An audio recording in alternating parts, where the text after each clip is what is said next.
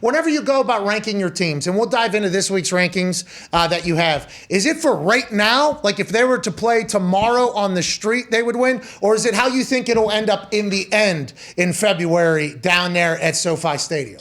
I would say, like, I don't want to give away the recipe because I don't want other people to steal it, the pretenders. But actually, it's kind of a little bit of feel, Pat. It's like it's definitely in the moment because that's what it's all about. It's not the power standings, it's the power rankings. So I don't really factor that in. But I also do look ahead at the schedule, and I try to figure these things out and kind of put it all together in a stew. But yeah, I obviously live in the moment. That's kind of where the power rankings should be. So that would be where most of it is. But I do take a peek ahead where the team is injury-wise, the schedule upcoming, those things as well. So is it like a point system while you're watching Siciliano during the day? Like whoever shows up on the red zone the most, all right, so this team's playing really good, this team's doing good, let's add a point, let's subtract a point. When are the rankings officially locked in? And how many times have you been like, well, if I do this, everybody's going to fucking talk about it. I'll put them down here. Has that ever happened? Well, no, I don't tend to kind of juice the power rankings for talk reasons, although that probably would be better for business. But I do. It's something that over the course of, let's say, Sunday night, I'll sit down. We record our Around the NFL podcast Sunday night, and then we record it, and then we take a little break to watch the end of Sunday Night Football, and then we go back into the studio and finish out that show and put it up live. And during that second half, while I'm watching the game from the office, I'll start like formulating the initial rankings.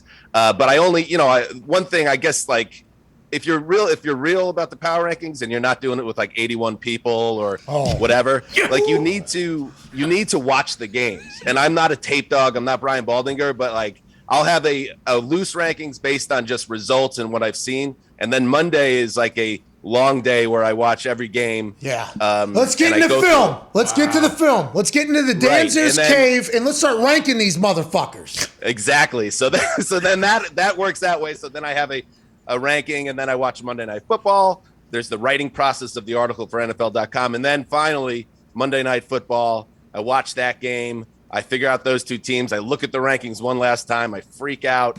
I make maybe a couple changes. And then I send an email out with the final rankings to like 17 people within NFL media to begin the process of the beast of getting it out there and the whole thing. So it is a process that lasts, 24 straight hours essentially. Well, we appreciate it, Dan. Thank you, Dan. Thank you for and I just want to thank you guys and Pat specifically. When Money, my Power Rankings TV show co-host, was on, you talked about the idea. First of all, Dan Zeus, great nickname. I've been known to give myself nicknames on the podcast, and that one's like better than anything I ever came up with. You had to have been called Dan Zeus at some point in your life. Come on. Zeus is something I've gotten a lot, and Dan Zeus maybe here or there, but it never, I don't know, maybe it's just the way you say it, Pat. It just kind of lightning bolt. Yeah. And speaking of lightning bolt, so the opening credits for the Power Rankings TV show, it's been the same one for like 7 years, and it's just a bunch of scientists milling around. And I don't understand that. And it's certainly, that is not our show. That is not my process. There are no doctors or scientists involved with the process. Hell yeah. So after Money was on the show and you guys were talking about the idea of a lightning bolt and the idea of a stone tablet with the rankings, I pitched an idea to the bosses. Like, what if we redo the opening credits of the show?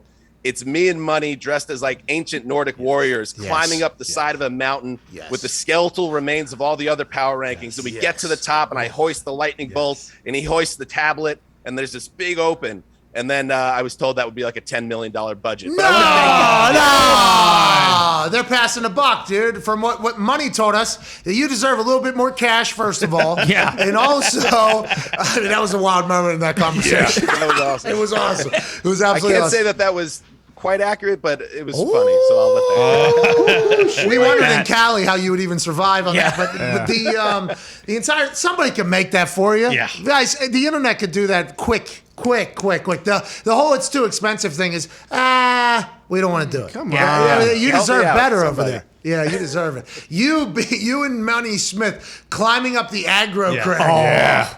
Oh my God, that would be amazing. Dan Zeus, when it comes to like your Twitter mentions, which team really gives it to you on the shins the worst? Like, is there one fan base where you are public enemy number one? And also, is there a mandate that the Cowboys can never fall below 10 in the power rankings, just so to make sure that they're always relevant? The Dan Zeus Dallas email. Smart. Yeah, no, I mean with the Cowboys, there again, that back end of the top 10, like the Rams, for instance, I slid them, they beat up on the Jaguars, who are terrible, and I move them up 3. I'm like, is that the right spot for them? But like, who should be above them? So the Cowboys, they're definitely on my radar as a team that has potential to make a run and get into that like trust tree with Green Bay, Arizona, Tampa, and I'm thinking maybe the Patriots at this point, but they're not there yet. As for like the fan bases, I don't know, like the Titans fans are pretty like surprisingly aggressive at times, and I don't know if it's a regional thing or they don't get enough national coverage. And since I'm the national NFL.com guy, it's like, you guys never pay attention to us, give us more respect. But I don't have anything against them, but they get pretty fired up. Seahawks fans also, but this is weird. Obviously, in a weird year, they might be end up playing in a spoiler role now, especially with Jamal Adams done for the year. So you haven't heard from them as much this year because it's hard to really argue with a power rankings guy when you lose every week like the Seahawks. So they're another team. And then the Ravens. I had the Ravens outside the top 10 a couple weeks ago, and they were on fire about it. They took it personally. It's never personal. I mean, that's no, strictly business. Strictly rankings here. This is nothing personal at all. Even though you just said I grew up a Jets fan, so the Patriots. I try to be fair and unbiased, which we appreciate that out of good journalism. Out of just being honest with you, you grow up, and I was born in 1980, so like since I've been basically an adult, they've been a dominant team, and my team's been terrible. But I understand that the Jets, you just stick the Jets down there in 28 and, keep losing. It's not like you come into Dan Zeus's power rankings and there's the Jets at number 9. Like, hey, they got a chance. They're moving. They could sneak through there. 29 this week, actually. Go ahead. Yeah, Dan Zeus, speaking of the bottom of the barrel, do you have a massive discussion with yourself, like where to put the Lions and the Jags, or you just throw the Lions at the bottom and just kind of work your way up on teams that you actually like and don't like? Good question. I think like it's whatever. All those teams obviously are very bad. So whoever has the most brutal loss that week, typically they end up eating it at 32. Okay. And for the Lions, they had been. I had the Texans have been bottom of the barrel for most of the season, and then they had some games where they competed and hung around, so they had moved up. And the Lions now they move up with that win, but for the most part, it's been Texans who, I don't know about you guys, but I get the vibe that January 10th, the day after the regular season, they are going to memory hole this season. I don't even know if it's going to show up in their media guide. Like, it's just going to disappear. And now that of course, now Tyrod Taylor is out with an injury, I just think they're going to be staying at 32.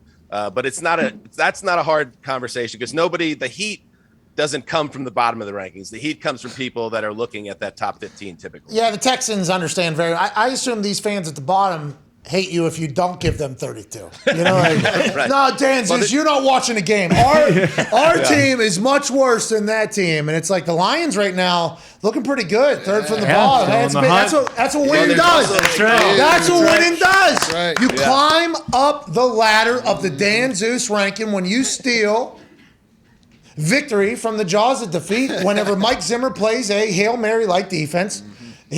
Goal line. 15-yard line. What is he Cameron doing? Dantzler playing 11 yards off the receiver. That was wild.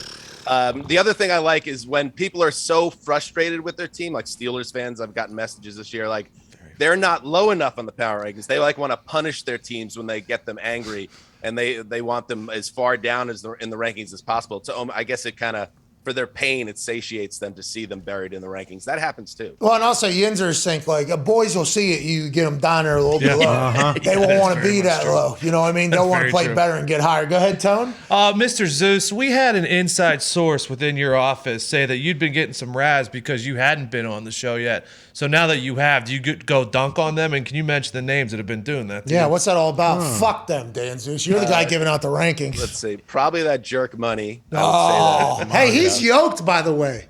Oh, I know. You know why? Because he gets up every morning at 5 and goes surfing. And so cool. He's very money. He's so California. cool, dude. He is so cool. You should see the guy. He comes in, you got to get in that makeup chair for the power ranking show, and they don't even have to touch him because he's like this golden orange from the Southern California sun. Kissed by the sun. No, I don't really need to dunk on anyone. It is great to be on the show, though. You guys do awesome work, and funny as hell, and it's very cool to be on the show. So All right. Well, Dan, you ruined it at the end, but you had a great appearance here.